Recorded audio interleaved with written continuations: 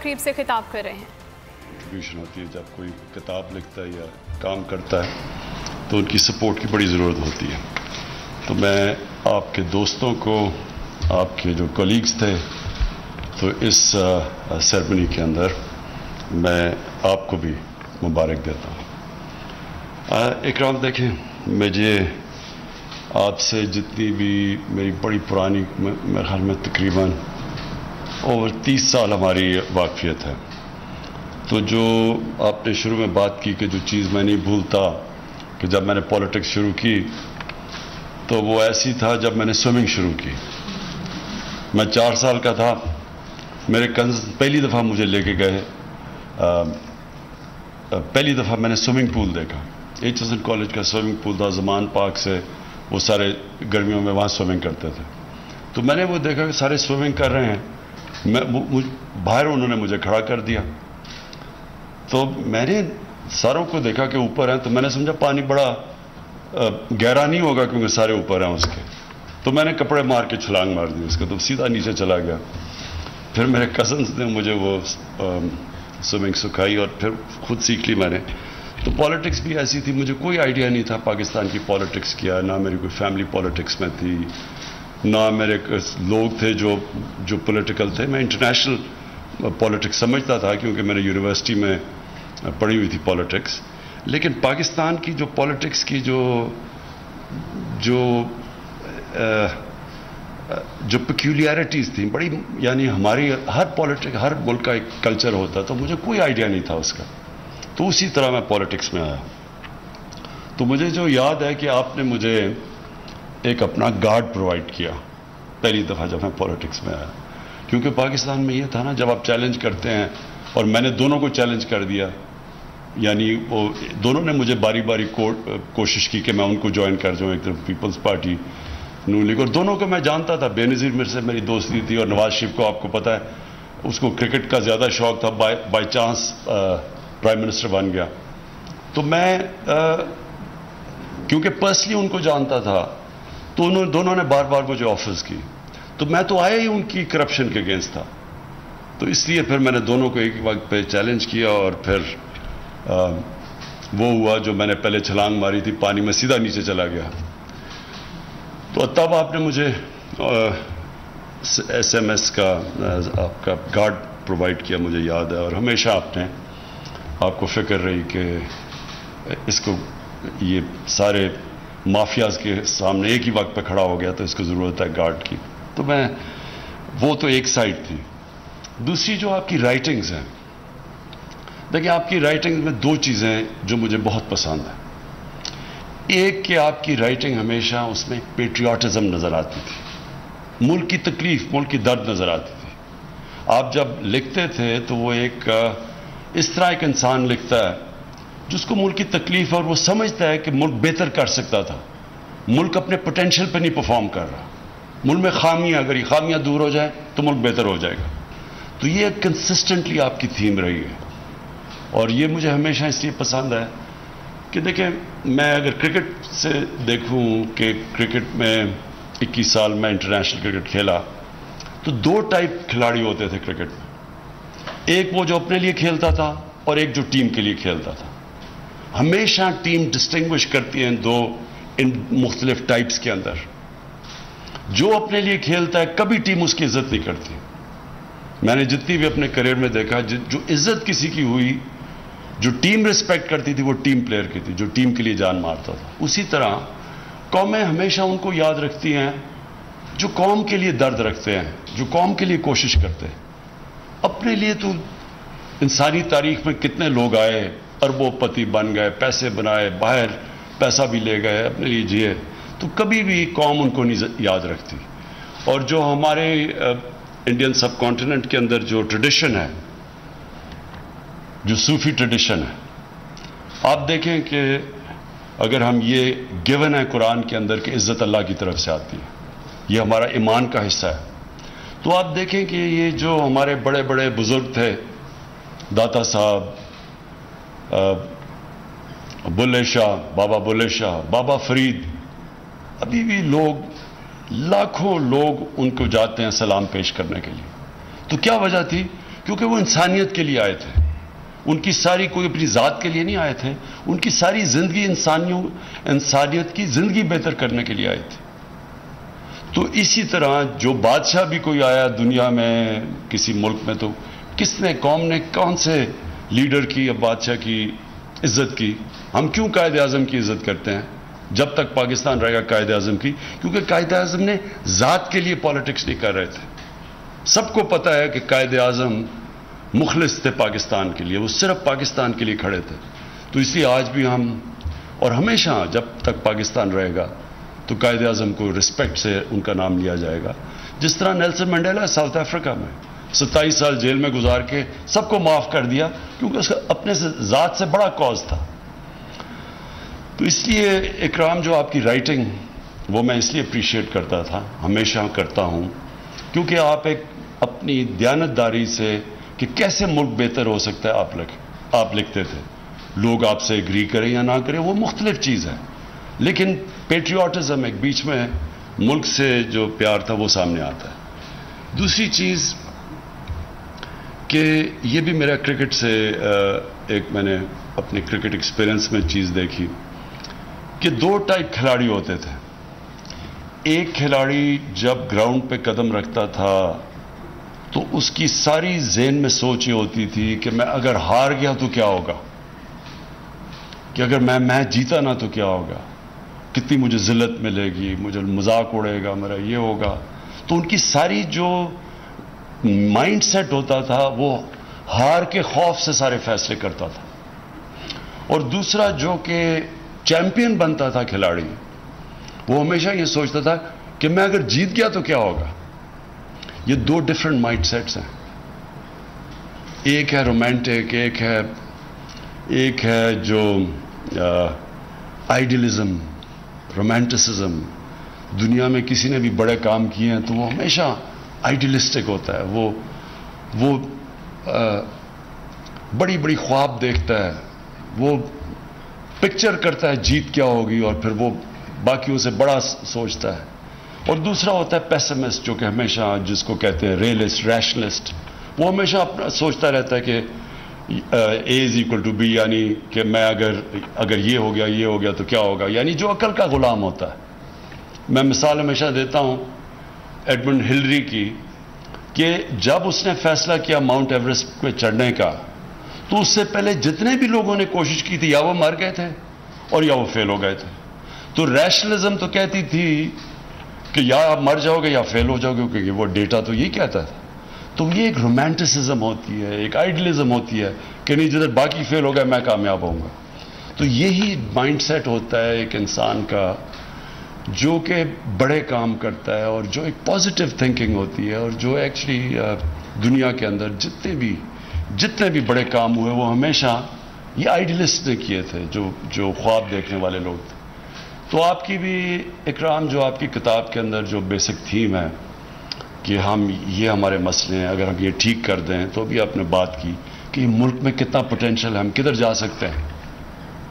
تو جس کی وجہ سے میں پالیٹکس میں آیا تھا, کیونکہ کبھی باقی تو کوئی پالیٹکس میں آیا, ان کو تو کوئی جانتا ہی نہیں تھا. اس سے پہلے کس کو کوئی جانتا تھا؟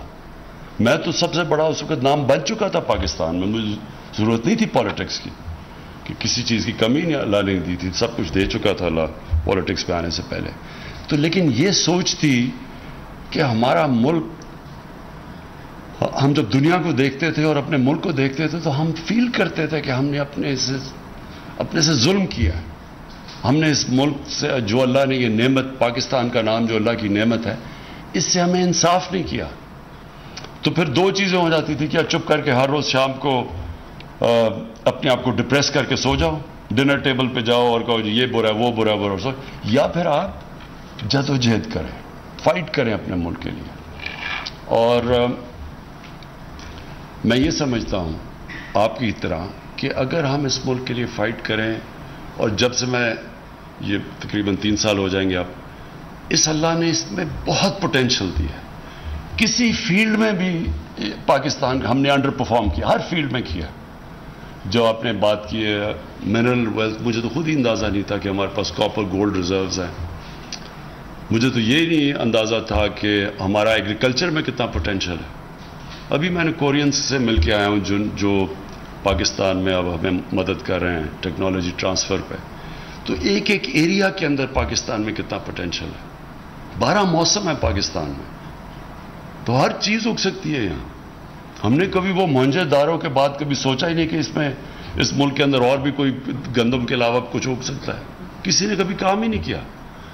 گائے ہماری پتہ نہیں جو آپ کہہ رہے ہیں کہ کتنی دنیا میں گائیں, ہماری ییلڈ سے 6 گنا زیادہ دودھ دیتی ہیں یہاں ارد گرد چائنا کی اور ادھر ادھر گائیں. تو آپ سوچیں ہم دگنا ہی اپنا دودھ کی پروڈکشن کر دیں تو ہم آج سوکھا دودھ امپورٹ کرتے ہیں.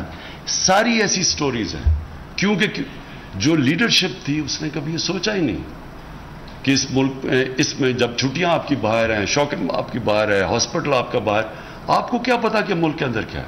ٹورزم کا پوٹینشیل میں ساری دنیا میں دیکھا ہوا ہے, سوئٹزرلینڈ, ساری آسٹریا, ہر جگہ گیا ہوں. جو ٹورزم کا یہاں پوٹینشیل ہے آپ یقین کریں دنیا میں شاید ہی کوئی ملک ہو جس اتنی ڈائیورسٹی ہو. کسی نے کبھی سوچا ہی نہیں ہے. ریلیجس ٹورزم وہ ایک علیحدہ پورا شعبہ ہے جس میں ہسٹوریکل ٹورزم علیحدہ ہے, پرانے شہر علیحدہ ہے, لیکن جو ماؤنٹین ٹورزم ہے وہ تو یونیک ہے دنیا میں. سوئٹزرلینڈ کی, یہ معید آپ کی انفارمیشن کے لیے, آدھا ہے سوئٹزرلینڈ پاکستان کے ناردرن ایریاز کا. ناردرن ایریاز ہمارے ڈبل ہیں سوئٹزرلینڈ کے, سائز میں بھی ہائٹ میں بھی. سوئٹزرلینڈ صرف ٹورزم سے تقریباً $80 ارب کماتا ہے ہر سال, $80 بلین. تو یہاں سوچیں کہ اتنا بڑا ملک ہے, ہماری پتہ نہیں کوئی ملینز میں بھی ٹورزم نہیں ہے. کیوں؟ کیونکہ کسی نے سوچا ہی نہیں. اگر میری چھٹیاں ہی لنڈن میں اور شاپنگ ہیرڈز میں ہوگی, مجھے کیا پتا کہ یہاں کیا ٹورزم ہے گرمیوں میں.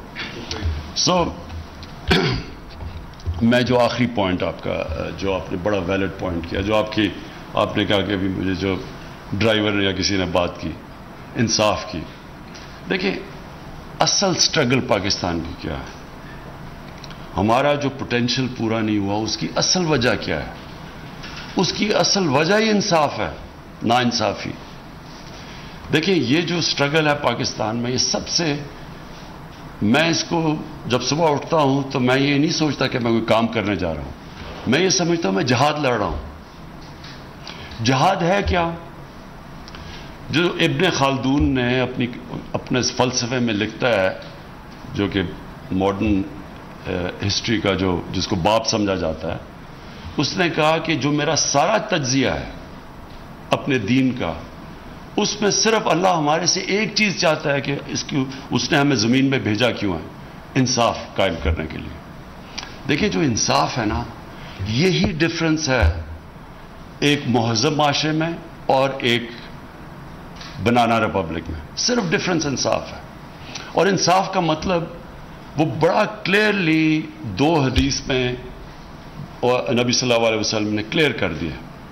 بڑی قومیں تمہارے سے پہلے تباہ ہوئی جدھر طاقتور کے لیے قانون اور کمزور کے لیے دوسرا, یعنی جدھر ناانصافی.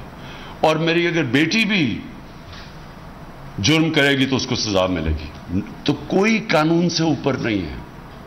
ساری جنگ ہمارے 3 سال میں کیا چل رہی ہے کہ ایک پریولیج کلاس کہتی ہے کہ باقیوں کو آپ جیل میں ڈال دیں لیکن ہم جو مرضی کریں, ہم قانون کے نیچے نہیں ہیں, اور اگر آپ ہمیں ہاتھ لائیں گے ہم آپ کی گورنمنٹ گرا دیں گے.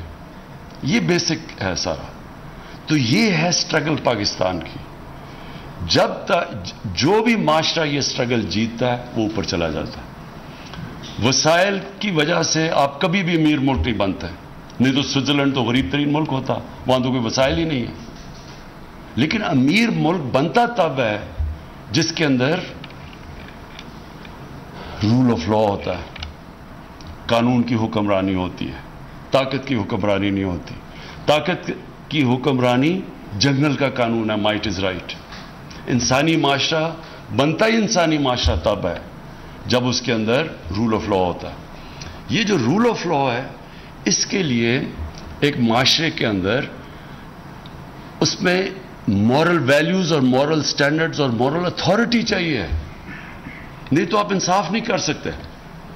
ساؤتھ افریقہ کے اندر انہوں نے ان کے ایکس پریزیڈنٹ زوما کو, انہوں نے کرپشن کے اوپر بڑی مشکلوں سے اس کے لیے کچھ اس کو بلانے کی کوشش کی, تو لوگ سڑکوں پہ نکالے. شور مچ گیا، اب وہ سارا بیک ٹریک کر رہے ہیں کہ کسی طرح آپ ہم اسے بچا لیں، کیونکہ یہ قانون کے اوپر ہے. آپ کبھی بھی کسی اسکینڈینیوین ملک میں اس چیز کا نہیں سنیں گے. جب وہ آئس لینڈ یا چدربیدا یا فن لینڈ یا آئس لینڈ، جب ان کے پرائم منسٹر کا نام آیا پیناما میں، سارے لوگ اس کے گھر کے پاس پہنچ کے اس کو ریزائن کرنا پڑا. یہ صرف اور صرف جن معاشروں کے اندر قانون نہیں ہوتا، انصاف نہیں ہوتا، ادھر یہ لوگ ایک پریویلیج کلاس آ جاتی ہے. اور یہ جو آپ نے اگلی بات کی، یہ جب ایک پریویلیج کلاس آ جاتی ہے، آپ اس کو ہاتھ نہیں لگا سکتے، تو وہ ملک کو تباہ کر دیتی ہے. کبھی بھی پٹواری، غریب، تھانے دار یہ چوری کریں گے، یہ ملک کو تباہ نہیں کرتے، کیونکہ یہ ان کے سوئس بینک اکاؤنٹس نہیں ہوتے یا ان کے میفیئر میں بڑے فلیٹس نہیں ہوتے. تباہ جو ملک میں کرتا ہے، جو آپ کی رولنگ ایلیٹ جب چوری شروع کرتی ہے، وہ پھر ملک تباہ ہو جاتا ہے. اور اس کی فیکٹ آئی پینل جو یونائٹڈ نیشنز کے سیکرٹری جنرل نے جو اپنے نیچے پینل بنائی ہے، اور اس میں بتایا کہ یہ امیر غریب ملکوں میں فاصلے بڑھتے جا رہے ہیں، تو انہوں نے ایکچولی سال کی پوری رپورٹ کیا انہوں نے کہا کہ غریب ملکوں سے ہر سال 1000 ارب ڈالر چوری ہو کے امیر ملکوں میں چلا جاتا ہے، منی لانڈرنگ ہو کے، اور آف شور اکاؤنٹس میں چلا جاتا ہے. تو یہ کوئی غریب لوگ تو نہیں کر رہے ہوتے، یہ ساری رولنگ ایلیٹ ملک سے پیسہ چوری کر کے باہر لے کے جاتی. کیوں کرنا پڑتا ہے؟ اگر میں اربوں روپیہ چوری کروں گا کسی ڈیل میں، تو میں بستر کے نیچے نہیں پیسہ چھپا سکتا، لہٰذا مجھے باہر بھیجنا پڑتا ہے. اور تو میں دگنا نقصان کرتا ہوں. پہلے میں چوری میں نقصان کرتا ہوں، پھر جب اس کو ڈالر میں کنورٹ کر کے باہر بھیجتا ہوں، اس سے بھی بڑا نقصان کرتا ہوں، کیونکہ ملک میں افیکٹ ہوتا ہے آپ کی کرنسی. یہ منی لانڈرنگ سے آپ کا ڈائریکٹ امپیکٹ پڑتا ہے کرنسی پہ، اور کرنسی پہ امپیکٹ پڑتا ہے جب آپ کی وہ کرنسی گرتی ہے، ساری چیزیں مہنگی ہو جاتی ہیں، غربت پھیل جاتی ہے. یہ سارے غریب ملکوں کا یہ کہانی ہے.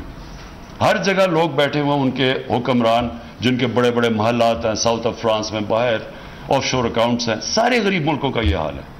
اس لیے وہ غریب نہیں ہیں کہ وسائل کی کمی ہے، اس لیے غریب ہیں کہ ان کی بھی رولنگ ایلیٹ اس طرح جو ہمارا انہوں نے جس کو اس ملک کو پلنڈر کیا ہے، وہ یہی کر رہے ہیں سب. سو وہ اسٹرگل اصل میں یہ ہے ان کو قانون کے نیچے لانے کی. جب آپ رولنگ یہ طاقتور کو لے کے آتے ہیں قانون کے نیچے، تو پھر وہ جو حدیث ہے کہ بڑی قومیں تمہارے سے پہلے برباد ہوئی. جب آپ پریویلیج کلاس کے لیے ایک NRO دے دیتے ہیں ان کو، اور غریبوں کو جیلوں میں ڈالتے ہیں، تو وہ پھر حضرت علی کا قول ہے کہ کفر کا نظام چل جائے گا، لیکن یہ جو ظلم اور نا انصافی کا نظام ہے یہ کبھی بھی نہیں چلا، یہ چل ہی نہیں سکتا کبھی. اور اس لیے ملک کے اندر یہ ہم پوری کوشش کر رہے ہیں لوگوں کو اس چیز کی اویئرنیس دینی. اس کے اندر انفارچونیٹلی ہوا کیا ہے، جو ہماری خاص طور پہ پچھلے 35 سال کے اندر یہ جو کرپٹ مافیا ہے، یہ جو دو بڑے خاندان آئے ہیں جنہوں نے بے دردی سے ملک کو لوٹا ہے، انہوں نے جو سب سے بڑا ڈیمیج کیا ہے، پیسے سے بڑا ڈیمیج کیا ہے، انہوں نے کرپشن کو ایکسیپٹیبل کر دیا معاشرے میں. لوگ کرپشن کو برا نہیں سمجھتے.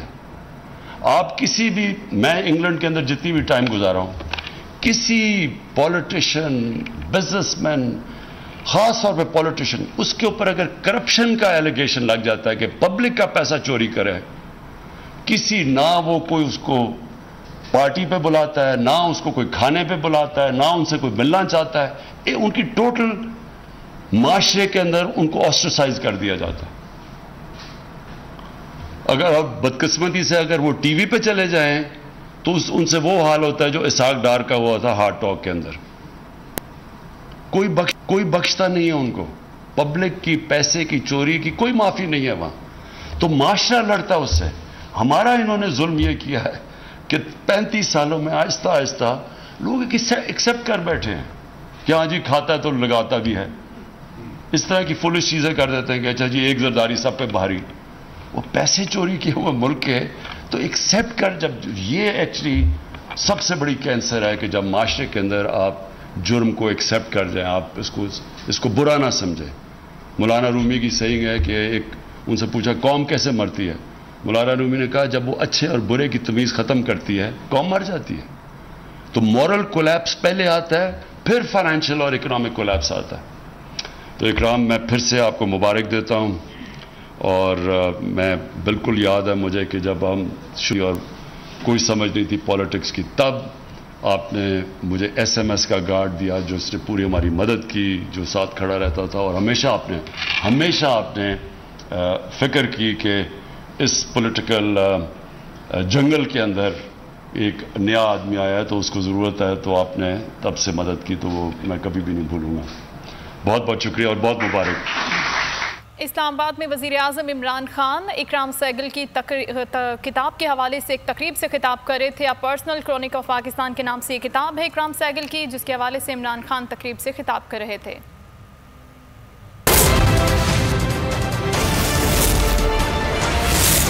نے کی، مشرف نے کی اور اس کے بعد ابھی بھی ہوئی، لیکن